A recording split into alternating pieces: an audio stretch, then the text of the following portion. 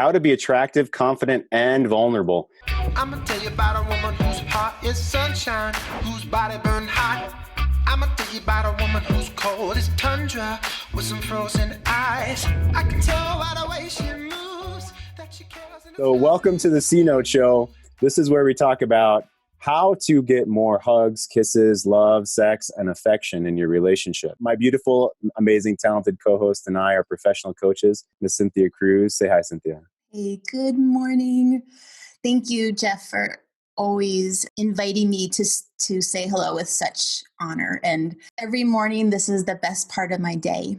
And I love scrolling through and seeing all of you who are here. And thank you. Oh, so beautiful. Yeah. And I mean, I'm on fire every day to do this show. Cynthia and I feel like we're really in flow and in our genius here. And we just love doing this. It's fantastic. So thank you all for being here. Give us an opportunity, like I say, to work out my own shit on the air here.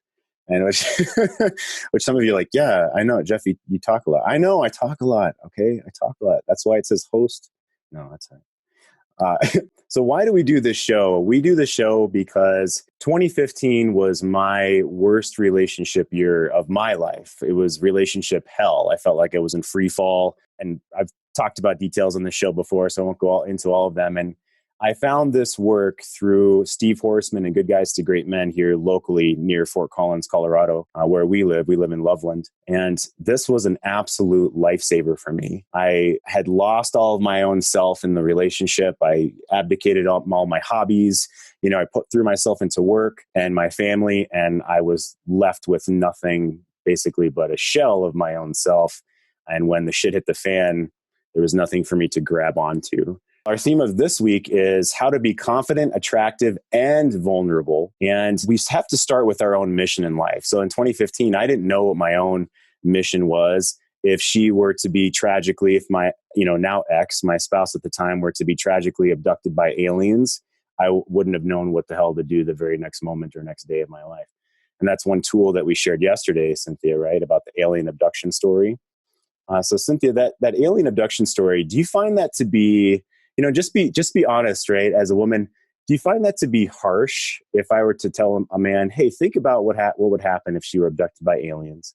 You'd have a grieving period, and then what would you do? Do you find that to be harsh as a woman for me to say that? I actually remember the first time I overheard you sharing that story to a gentleman, and it kind of squeezed my heart because I was in my own person going, oh my God, recognizing that you as a man in your most powerful state, if we were to separate, you would go on about the rest of your life. And that was like, oh, that's kind of painful to think about because, feminine women want to be yearned for, right? Because they yearn in turn.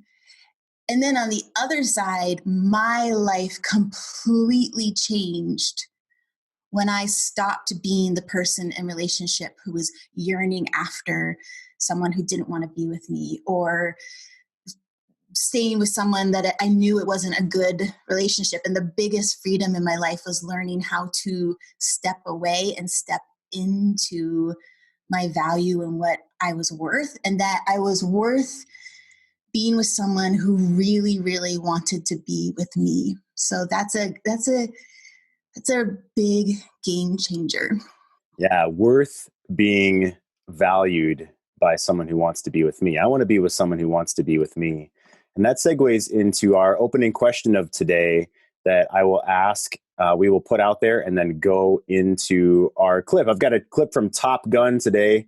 There's a little dick measuring in this clip, and as you'd expect from Top Gun, and it's going to lead into our topic of how to be vulnerable and attractive at the same time, and what does vulnerability mean? So here's our question today.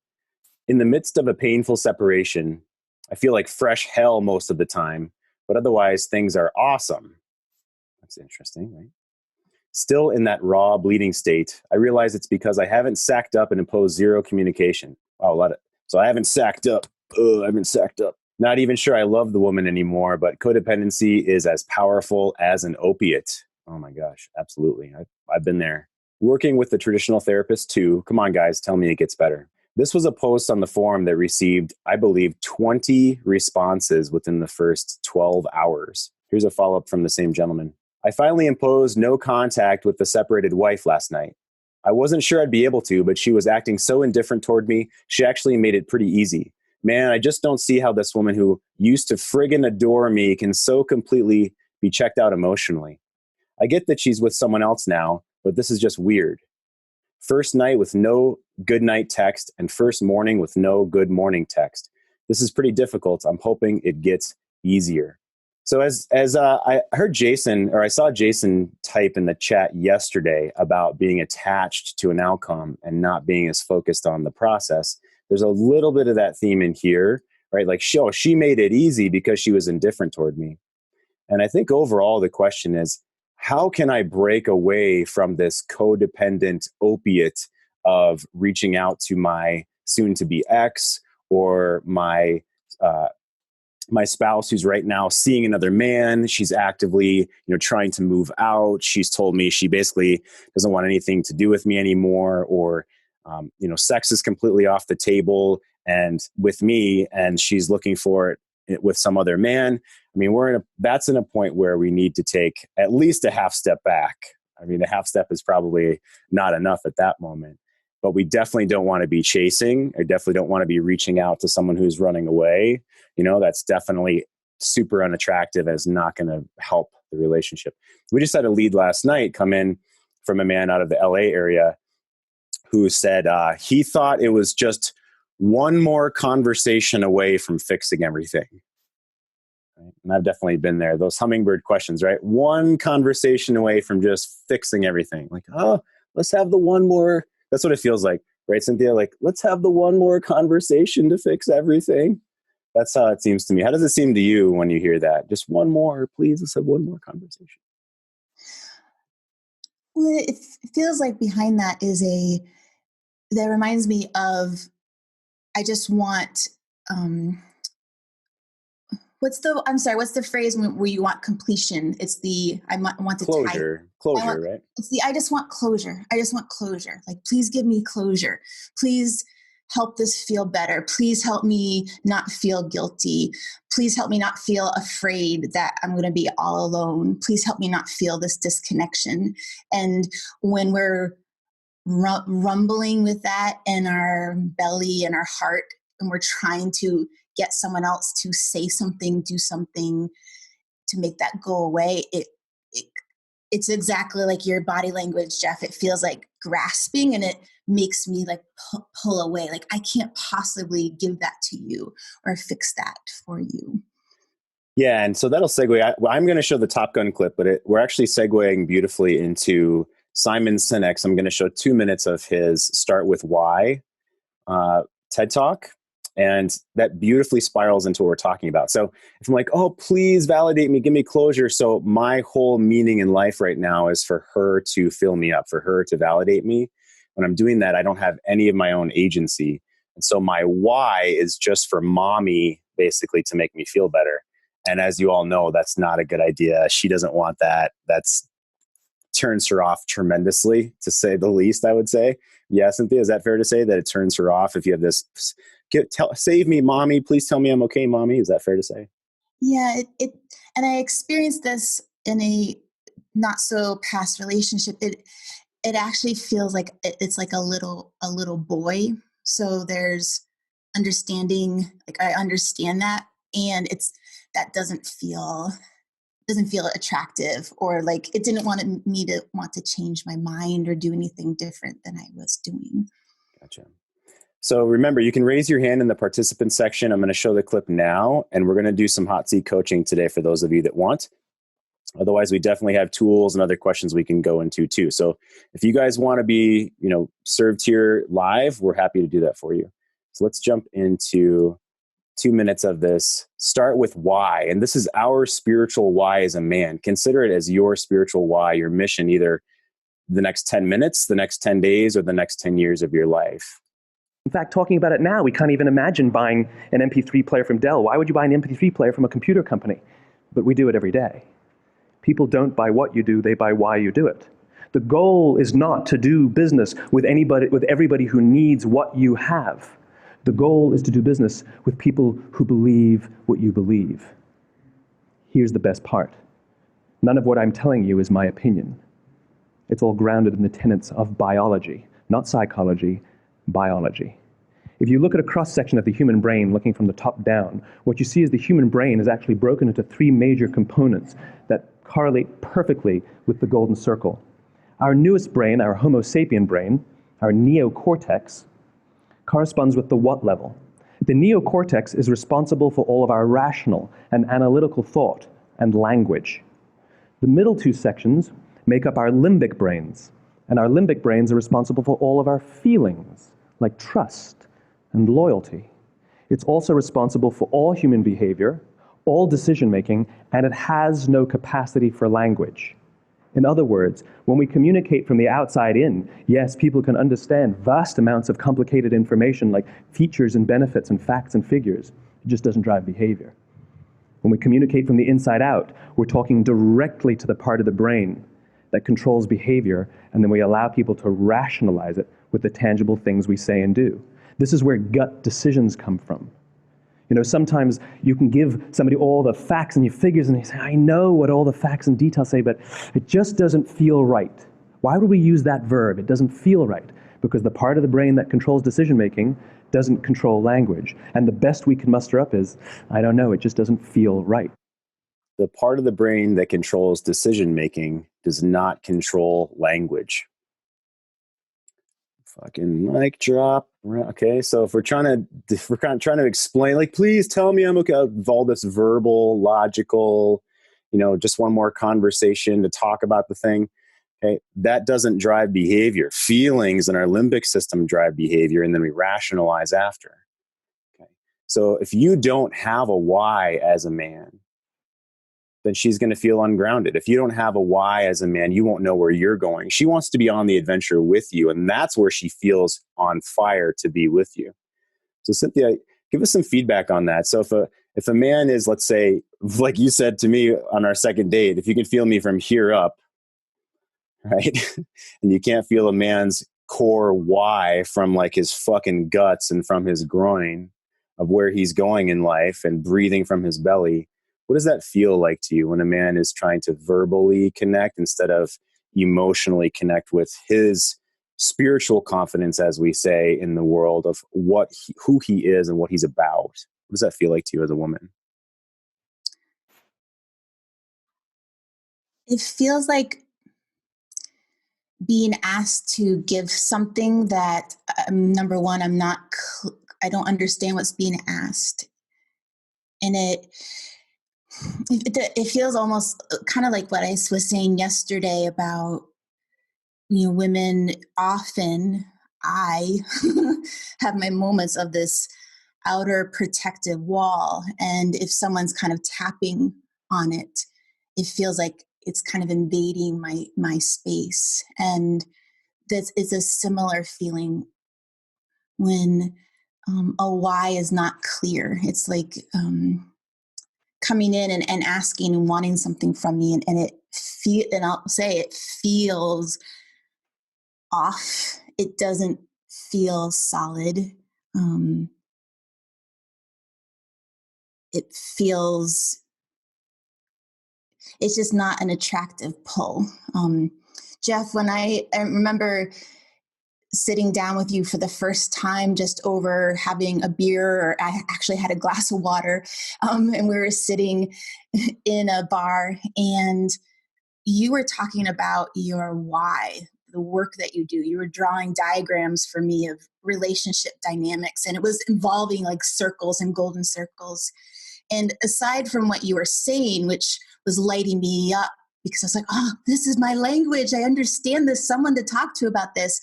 The gravitational pull toward you across the room I've never felt anything like that before. And I literally was having my arms like this to feel like I was holding my body. Okay, stay in your own space. But I just wanted to merge and be closer with you. Oh, that's incredible feedback. Thank you so much. I want to share. That's incredible. So let me share some myths and truths. That makes me think of, Cynthia, what we had planned and talked about. There are myths and truths certainly to this work. So up at the top here, we've got how to stand up for your values and boundaries and wants. And as always, guys, you can certainly screenshot this, right? But I want to talk about some myths that men and women are the same. Well, Jason, I mean, a feminist is going to say that men and women are the same, right? Yeah. We're exactly the same. There's also a myth that you as the man, though, are an oxen and deserve to be punished for some reason. So I'm not sure how those reconcile. And then in the spot you're in relationship, you're in a no-win situation. That's a myth. It feels like you're in a no-win situation, regardless of the facts. Let's say it just feels like an existential crisis, right? My woman is rejecting me. This is just an absolute to the core biological rejection of who I am as a man. My serotonin drops. Therefore, I feel like I'm lower on the hierarchy. Okay. A la Jordan Peterson, guys, and the lobsters. Look up Jordan Peterson and lobsters if you haven't done that. Our serotonin drops. We feel like we're lower on the hierarchy and we have existential crisis, feeling like we're going to die or be exiled from the tribe. Okay. I mean, which of course exile means death. And so that's why we feel so horrifically terrible when the person we care about the most, and I'll put that in quotes because in this moment we care about them the most, of course, outside of our children, I'll say, but our spouse is the person we're supposed to be, right? Supposed to be in this together with, and fucking she pulls the ripcord, or she found some other dude to latch on and monkey branch over to first, and then on, right? And so the person that we're bonded to abandons us, serotonin drops, feel lower in the hierarchy, we're going to die. So that's the Cliff's Notes version of why it's so fucking intense and why this feels like loss of a drug or an opiate. And that's why we want to just, oh, well, okay, like, let me just do one more. Oh, God. And it just makes us feel like we're not going to die in that moment. Okay. It feels like that's how intense it is. Right, guys? So I'd love for you to raise your hand and come in. If you're in a moment right now where it's like, Jeff and Cynthia, help me steep myself in some strength here. If there's someone on here that really needs to just put something out there for us, if you don't have other men to talk to, if you're not in our private Facebook group, Great Men Move Mountains, our private group, and you don't have anyone you can really share these things with, raise your hand now. Okay. I've got a super vulnerable story that I'll share right now that it was a dream that I had last night. And I have not told Cynthia. Cynthia is my fiance, and I have not told Cynthia this. And I'll lead with some incredible vulnerability because that's what our show is about this week, right? So I had a dream about my ex. And in this dream, it was kind of like something sexual had happened. I don't know. I would say if I knew. So something sexual had happened, and I felt like horrible. And we're on some kind of island off the coast of Mexico because I've visited Playa del Carmen and things before, right, guys? And so we're on this, and somehow our son is like not with us. And somehow she told him to stay away from us, basically. And I'm talking to my son and like disconnected from that, which really matters to me. One thing that really matters to me in relation to my ex is my son. And basically my ex invites me into a bar, and she's like happy and obviously kind of playing pulling me in, right? She's like, smile. It's like all the ideal shit. And so I'm feeling terrible about some kind of sexual thing that just happened. And she's obviously kind of like reeling me in or something like this. And so I didn't want to be in the bar. So I like took a break and went to our hotel room. And I literally in the dream curled up in my bed and was basically like crying in my bed in the hotel room. Just because I felt like so fucking horrible and disconnected and tortured on the inside. Like, why do I somehow want her? Like, it seems like I want her or want some kind of connection with her, and just like fucking terrible. And then she comes into the hotel room, sits down in a chair across the hotel room, and then starts saying how she doesn't have money, how like my ex right now is really impacted by COVID. Her business, she runs a cleaning business, and she had to lay off every one of her employees just so she and the partners could do work and like make enough money to get through this time. So in this dream, she's saying how she doesn't have money and all these things. And I fucking realize, wow, she was being that way in the bar with me because she's basically just trying to connect with me as like a safety net or something like this. Or it's obviously not about me. Okay. And I felt horrible. And when I woke up, I like had the desire for connecting with her for a moment. Right. Like, and I just like, and I just felt fucking gross, of course. Like, what, terrible. So I went into the bathroom. I sat in the throne and I did my 1 sentence appreciation that I do in the mornings.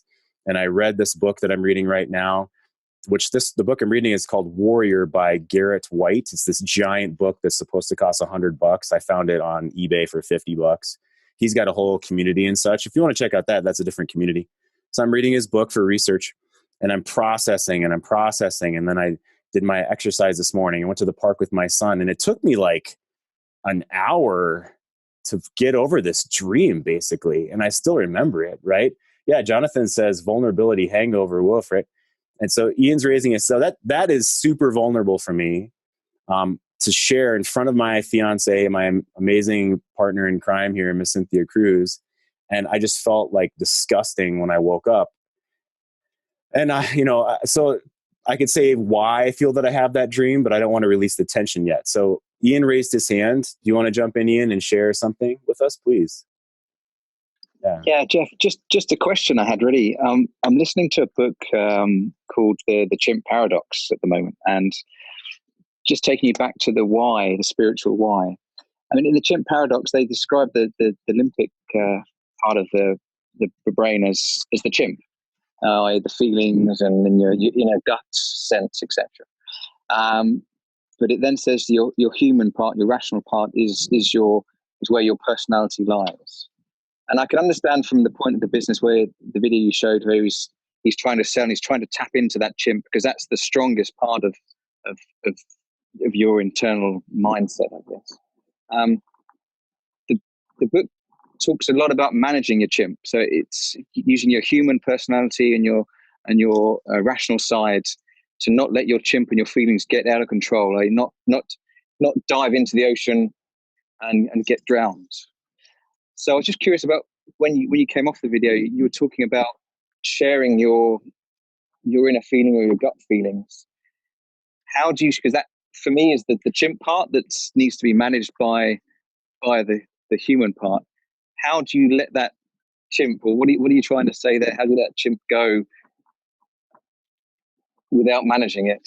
Yeah, that's a phenomenal question. So I'll put you on mute just for the wind behind you.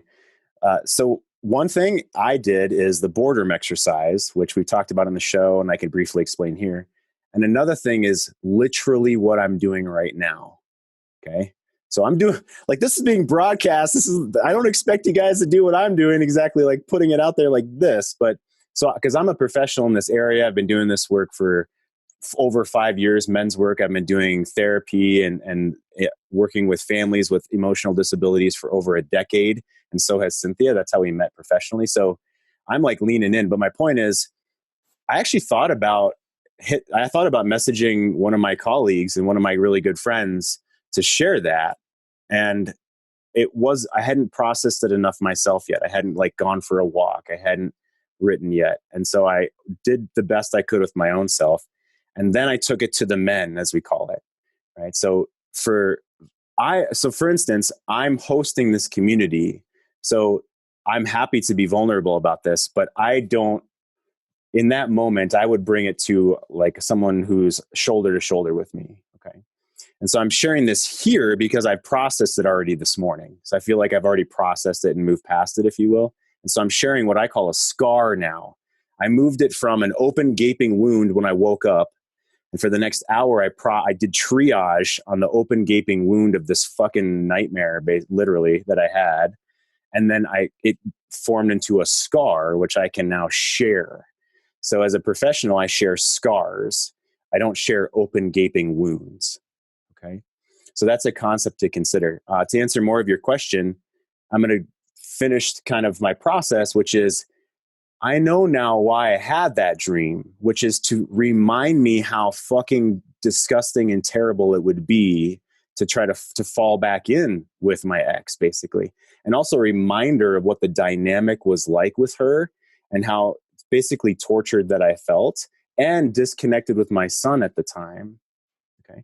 And a reminder for me of, well, okay, now do this process, Jeff, do this process, Jeff. So I'm going to share, we actually literally this morning typed up, what did we call it, Cynthia? Can you please jump in? Yeah, what did we call it this morning? Here, I have it on the screen now.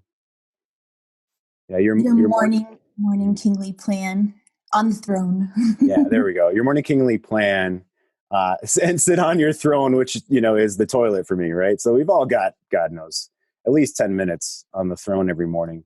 So what I do is a 1-sentence appreciation journal every day. I'm going to make this a little bit bigger for everybody. I do a 1-sentence appreciation journal every day. If I'm going to journal more about what I do not want, I processed this in my head this morning, and also when I was going for a walk with my son at the park and jogging with him. What I don't want, okay, well, what do I want? I don't want to fall back into that same pattern with this woman, my ex.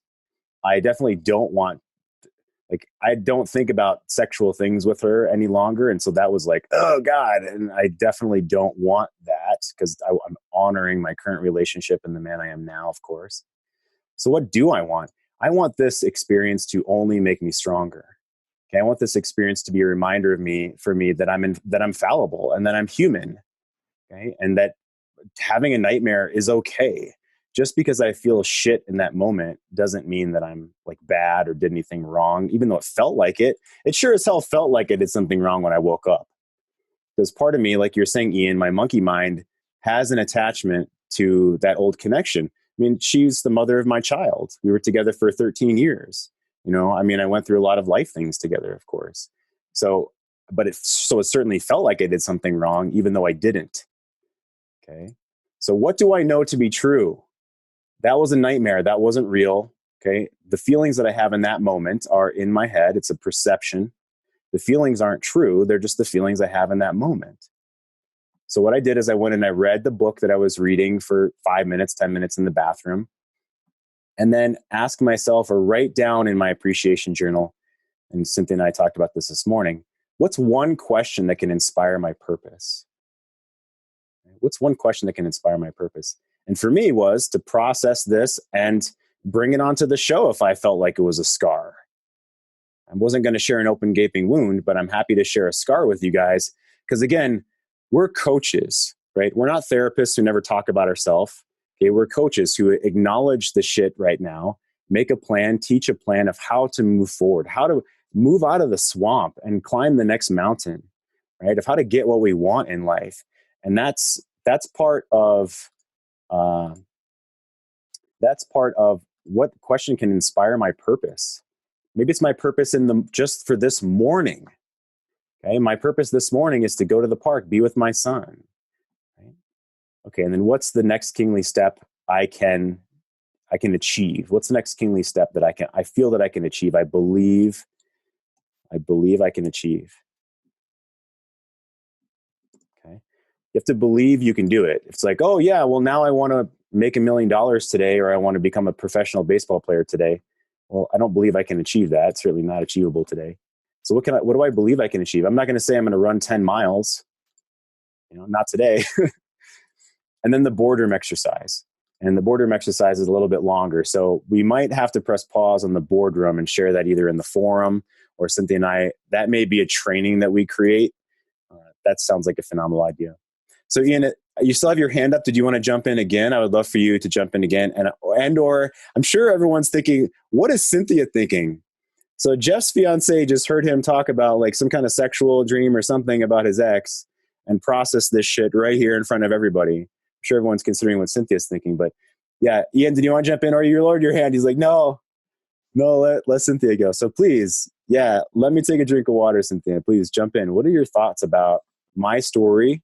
And then we just named it this morning, so I have to memorize this. Our morning kingly plan. What are your thoughts on my nightmare, please? Oh, well, thank you so much for sharing and for your vulnerability. I watched how safe I felt as you were sharing, because you prefaced what you were about to say with, this is vulnerable for me. You shared the experience, and then you called out the feeling states that you were having. And there was, I think it's Brene Brown. It is Brene Brown who says that shame and embarrassment and fear only takes such monstrous life if it's living in secrecy and it's not spoken of. And so you just calling out the emotion you were feeling, I wasn't feeling undertones. I wasn't feeling you going, oh, I'm so disgusted. You put it out on the table. So it wasn't an elephant in the room that I was then confused by. And then I also thought, God, thank God he's human, because I still process things from my previous relationships.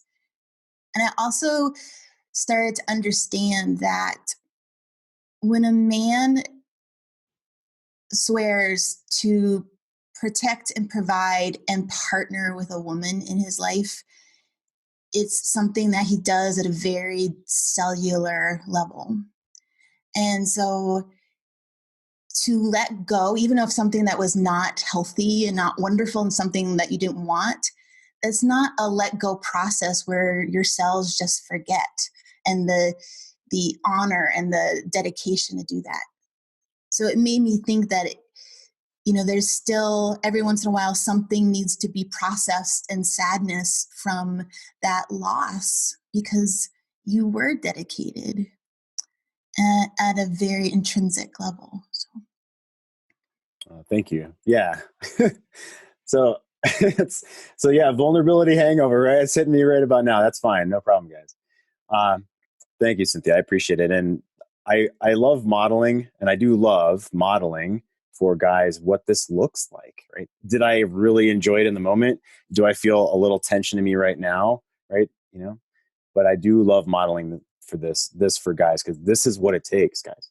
And Cynthia is an amazing woman. We've come to the point where I can share these things, and I can springboard up off of the bottom of the ocean in vulnerability and say my plan. Okay, I literally did this plan this morning. Okay, go into my throne room, my morning kingly plan, my one sentence appreciation, what I don't want, what I do want, what do I know to be true, read something, read a question that inspires me, what's the next step I can actually achieve today. And then the boardroom is how to process particular emotions.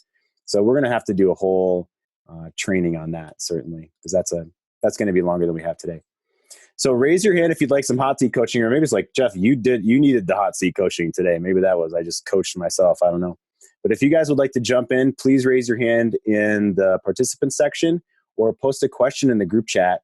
And you can think about that while I show a clip from Top Gun, which is the other end of vulnerability. Okay, so if I'm confident, which I've actually hit this a lot in my life, you guys can tell I'm A-type personality. I'm out there. I'm excited for what I do. I hold a high bar for myself and for others around me. And so it's fucking vulnerable for me to be that way around colleagues and my bosses over time, because my bosses have not liked that. They found it really threatening, especially in the corporate world. And that's a huge reason why I do this. I'm like fucking king of my own kingdom here, being an entrepreneur. It's why I grew into this and have grown over the past 4 years what we're doing now. But that's vulnerable. So when you put yourself out, even in a positive, ambitious way, you don't know how other people are going to respond. You don't know how your spouse is going to respond to your growth as a man. You don't know how your colleagues, your partners are going to respond. Jason and I have talked extensively about this. So let me show this clip. And if someone would love to come in, we're happy and we're here for you. So here we go.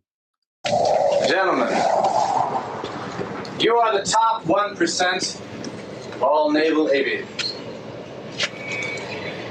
The elite. Best of the best. We'll make you better. Fly at least 2 combat missions a day, 10 classes in between, and evaluations of your performance. Now, in each combat sequence, you're going to meet a different challenge. Every encounter is going to be much more difficult. We're going to teach you to fly the F-14 right to the edge of the envelope, faster than you've ever flown before. More dangerous. We don't make policy here, gentlemen. Elected officials, civilians do that. We are the instruments of that policy. And although we're not at war, we must always act as though we are at war. What are you doing? Tip the spear. Just wondering, Let's be sure. who's the best? In case some of you wonder who the best is, they're up here on this plaque on the wall.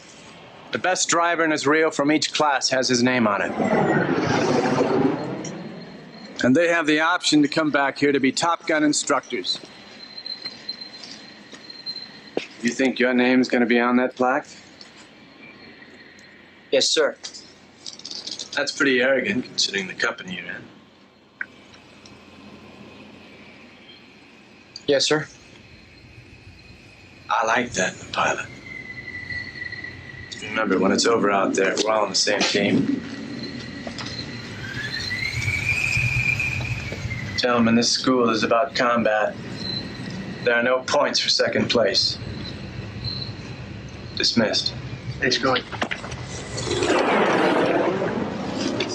The plaque for the alternates is down in the ladies' room. Oh, Jesus! Oh, you kill me. You really do. No. There's two O's in goose. There's two O's in goose. You got to spell goose correctly. Goose needs to be on that plaque for sure. Yeah, man, it's a little bit of dick swinging, but he's got balls, of course. And by the way, so Tom Cruise spiritually now went off the tracks, and Val Kilmer, have you seen him physically recently? Holy shit.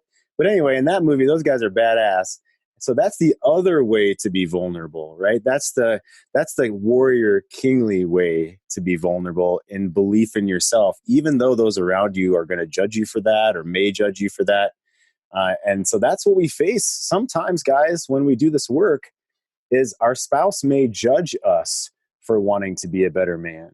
You know, we're learning to play the violin, as we used as a metaphor, right, Cynthia, to play the violin, and she's not going to like our shitty, screechy playing at first, but we keep at it because we want to be able to play a symphony in our relationship with our woman, for our woman, and for our fucking selves, for ourselves. And by the way, if she doesn't like our symphony, if she doesn't like our violin playing, there's going to be another woman who will like our violin playing. So Cynthia, I'd love for you to jump in. Now, Tom Cruise there, some arrogance, right? But what does that feel like for you? Did it come across as arrogant jackass? Did it come across as, you know, him owning himself? And just be honest, I'm not sure what you're going to say here. How do you take that clip, Cynthia? Well, I have a special bond with Tom Cruise because we are related, but no. That was like the biggest question I would get, you know, every school year as a kid. Like, are you related to Tom Cruise? Yes. I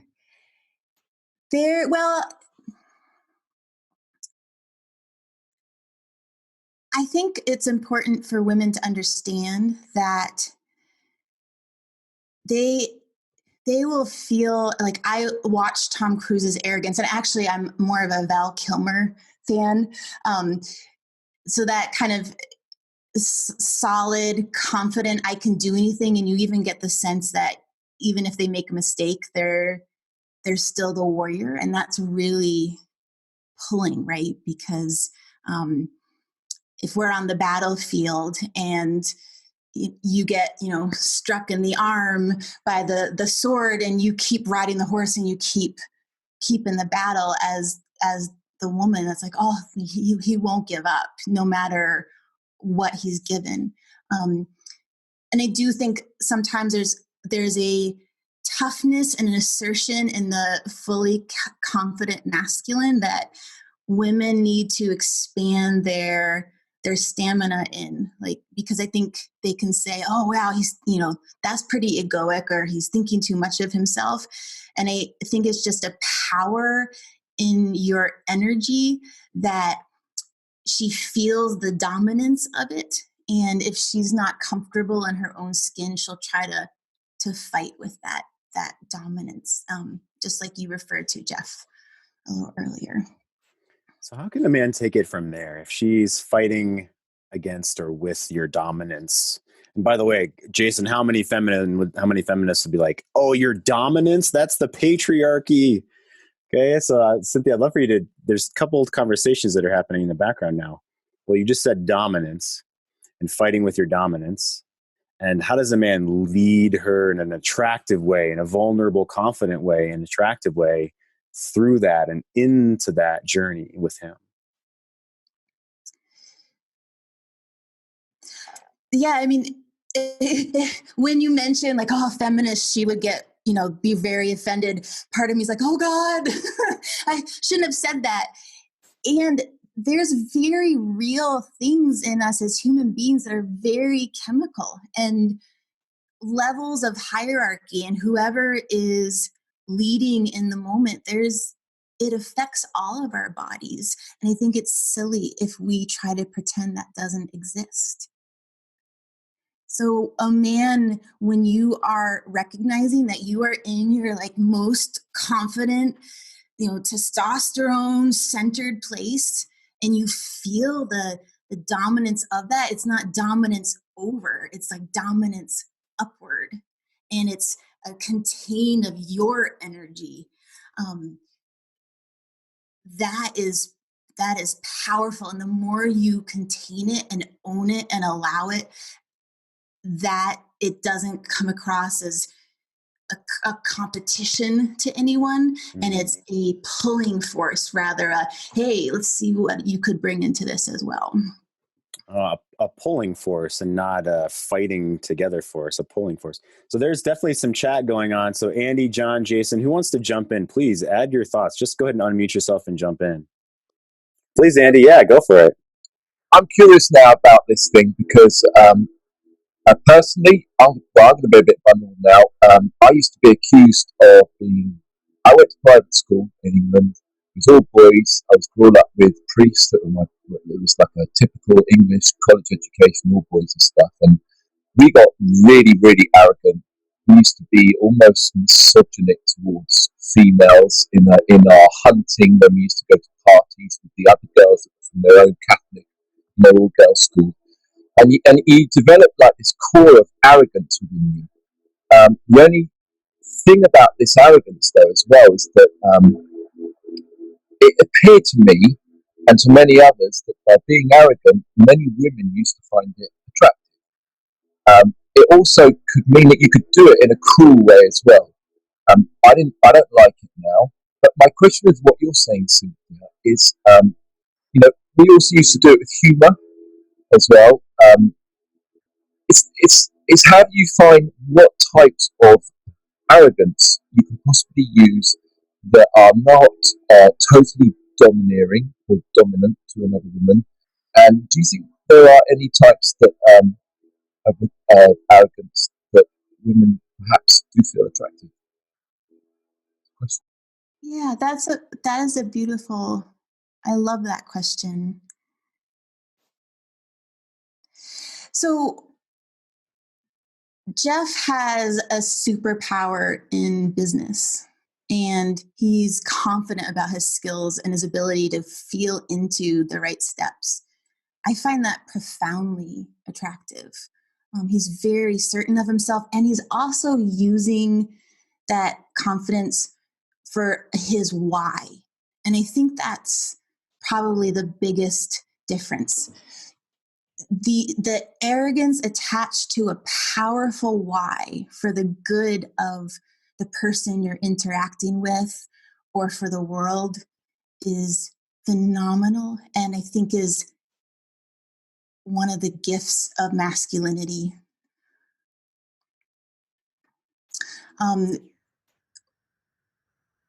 And I know what you're talking about, Andy, about women who are attracted to men who can be in arrogance and a little bit mean about that. I'd like to think of David Data talks about we all have 3 stages of growth and development, or 3 stages of our femininity or masculinity. And first stage masculinity is much more of the like, oh, I'm going to go to the gym and I'm pumped up and I'm strong and hey, don't you want to be with me? And first stage femininity is like, oh, he's so hot, and oh, he said that to me. He thinks I'm hot, so that really fills me up. And then of course, like, if we jump ahead, the third stage is what we talk about on this show of spiritual connection, verbal connection. But that kind of being a little bit mean, and the woman who really receives that, I just kind of see it as that's the level. And if you want to play in that energy, it's a different level of connection than if you're kind of at level 3 interactions. So Yeah. I'm curious, when I say that, how as a man does that hit you? Does that feel right, or is there something still about kind of masculinity that I need to know better? I think I need to give it personally for me. And I don't know if I can speak generally on this, but for me is that I can be quite extreme, and I can go from one extreme to the other. And I know that I used to be quite arrogant.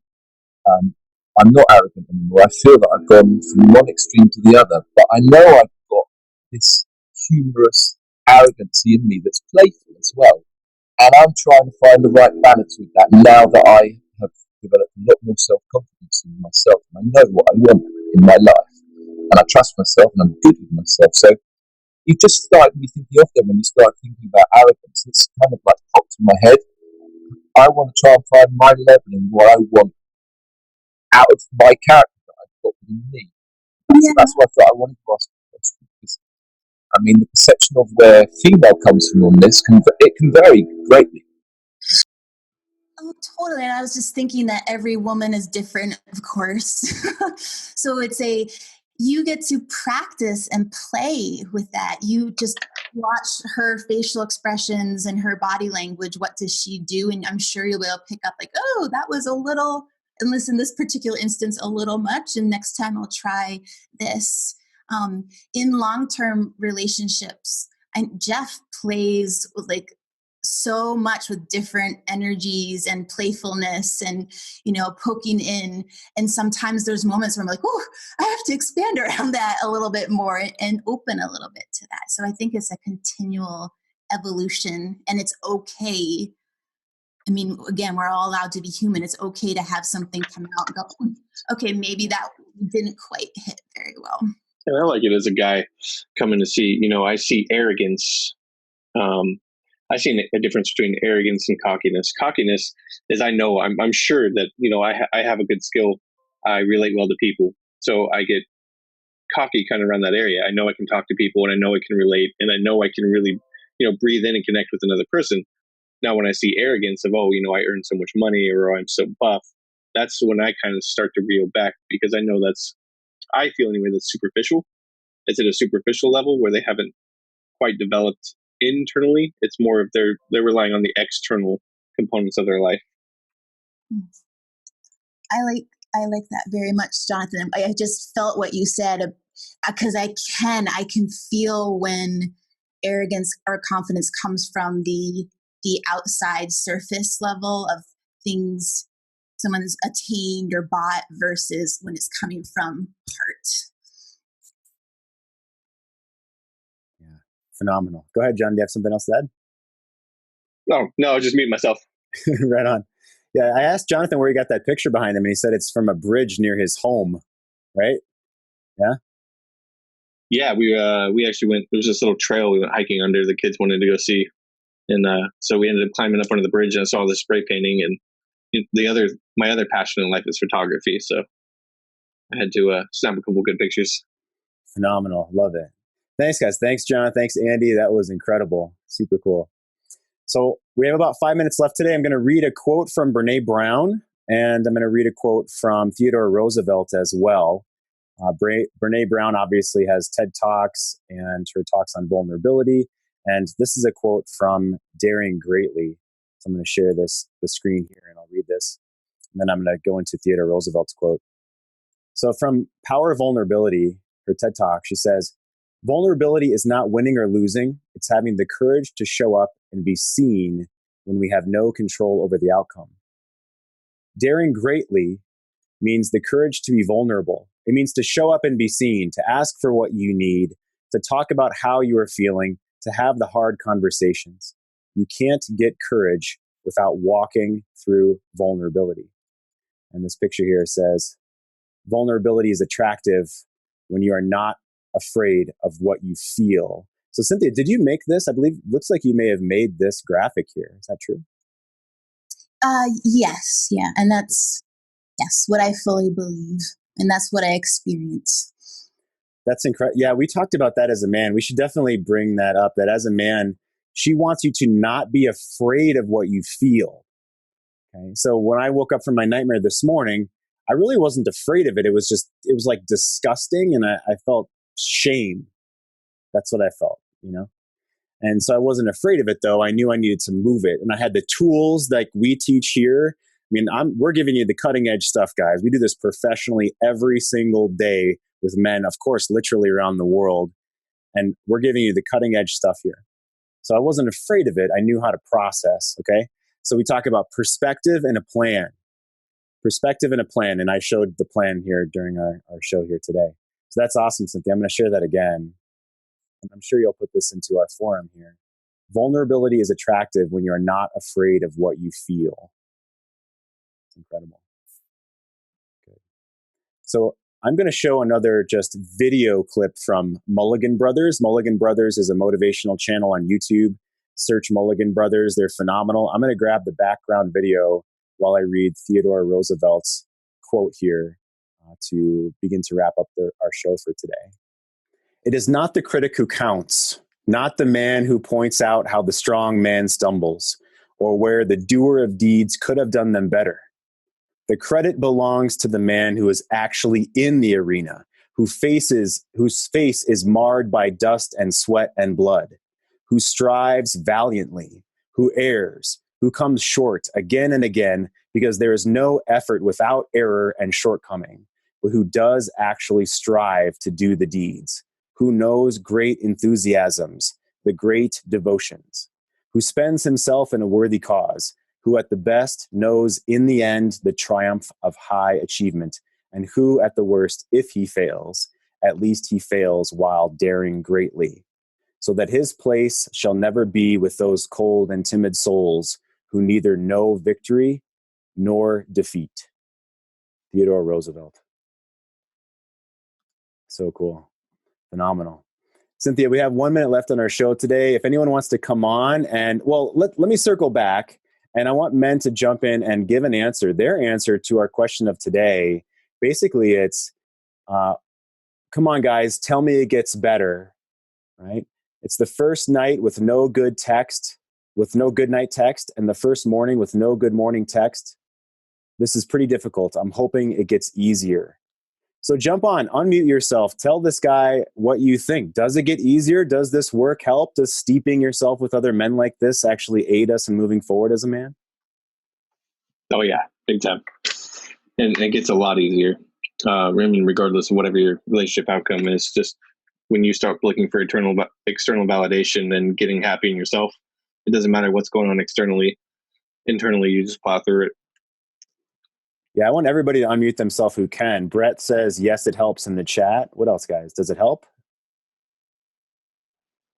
Yeah, absolutely. It helps. It's the only way.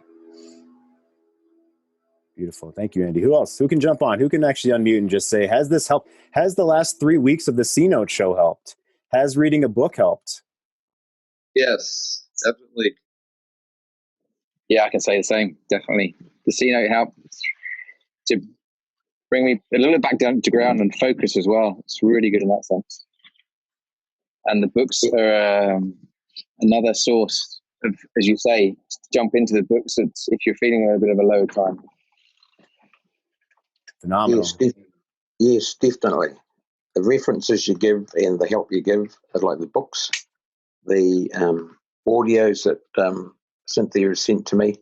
Everything helps because every little book I read, and I've got it on Kindle and can go back and reference, it all helps. When you get a low moment, go and look at a book, and you get encouraged, inspired.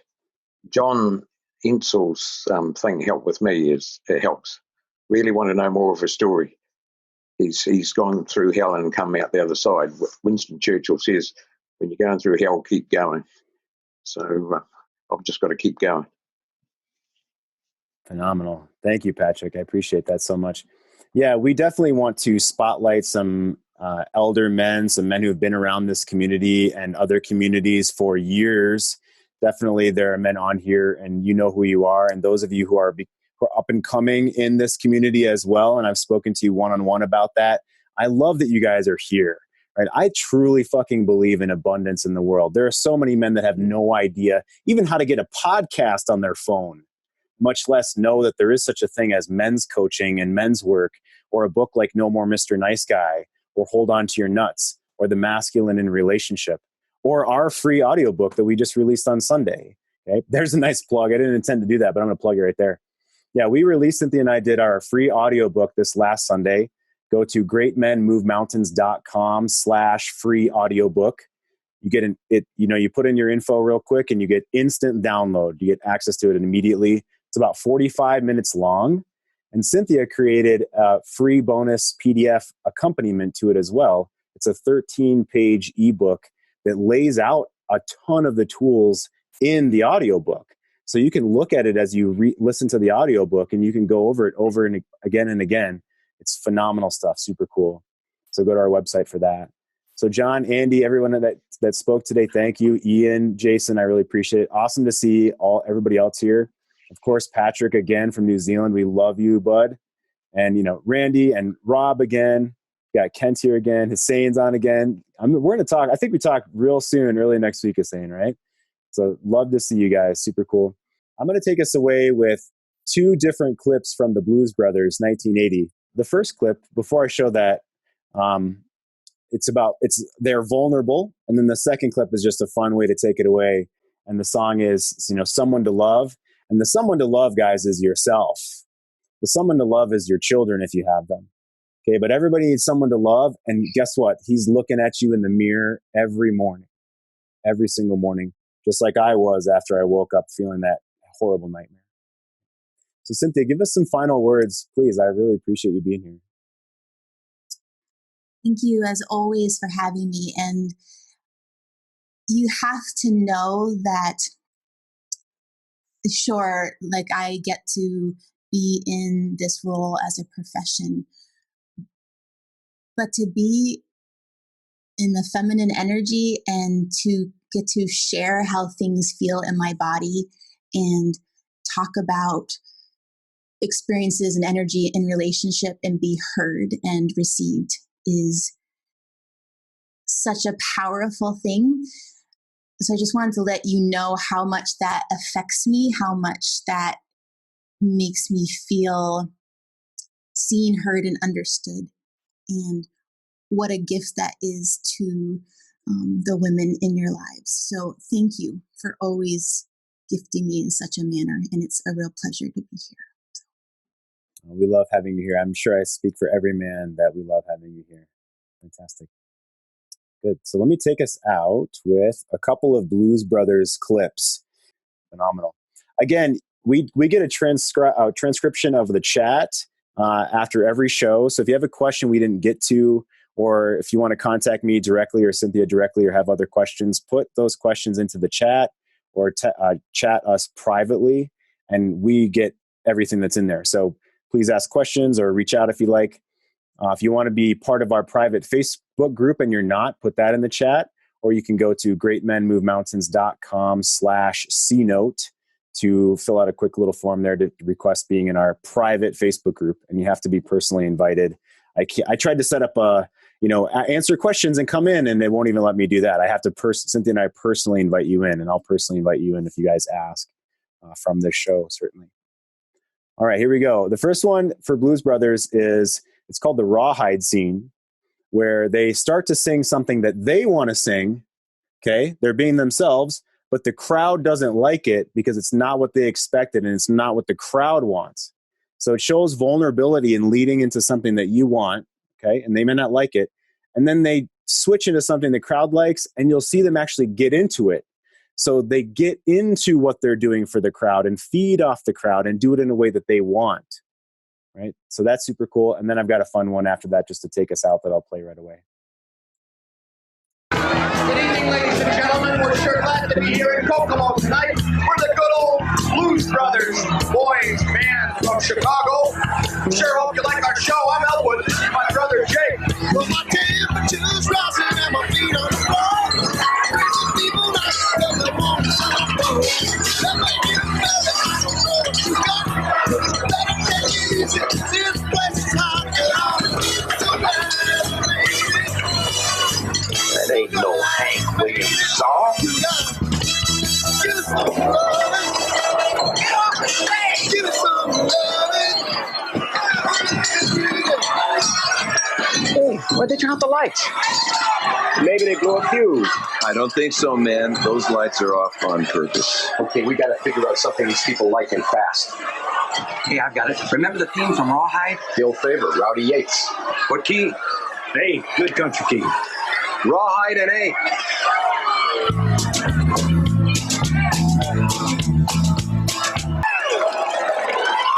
Theme from the TV show Rawhide.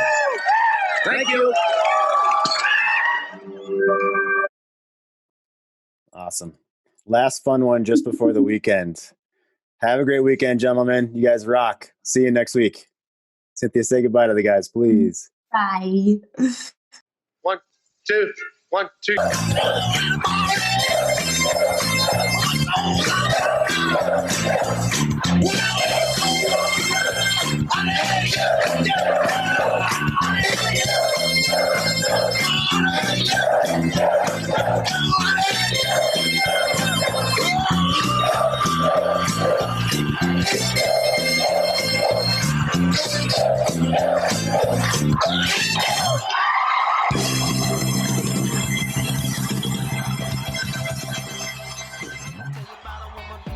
Is sunshine, whose body burned hot. I'ma tell you about a woman who's cold as tundra with some frozen eyes. I can tell by the way she moves that she cares and it's love.